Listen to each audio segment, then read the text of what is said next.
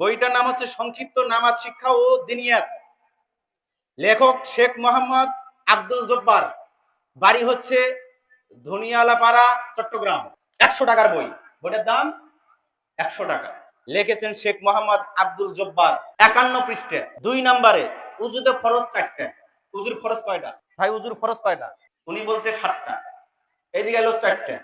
বইয়ের মধ্যে আছে 4টে। কোনটা ঠিক? সূরা মাইদা 6 নম্বর আয়াত। মুখমণ্ডল, হাত কোনই পর্যন্ত ধৌত করবে, মাথা মাসেও করবে, পা ধৌত করবে। এই 4টা উজুর মধ্যে ফরজ। কয়টা?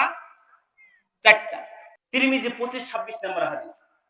যে ব্যক্তি বিসমিল্লাহ বলে উজু করে না তার উজু হয় না। যে ব্যক্তি বিসমিল্লাহ বলে উজু করে না তার উজু হয় না। এইটা নিয়ে সালাফি সলেহিনের মধ্যে একটু তর্ক আছে।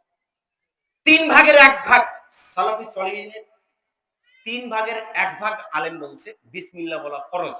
এবার দেখেন, মুখমণ্ডল, হাত কোনই পর্যন্ত ধৌত করবেন নাকি?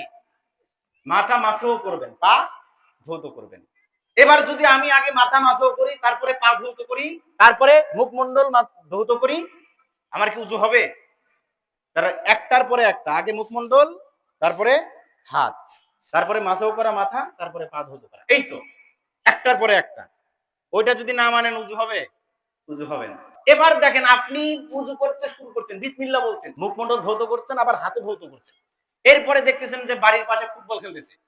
ফুটবল দেখে শট হাঁটছে যে একটা ফুটবলে শট মারা লাগবে, একটা শট মারি আসি, বাকি দুইটা যদি ফরজ মানেন তাহলে কি উজু হবে? পালাক্রমে একটার পরে আরেকটা। তাহলে ফরজ হলো কয়টা? কয়টা?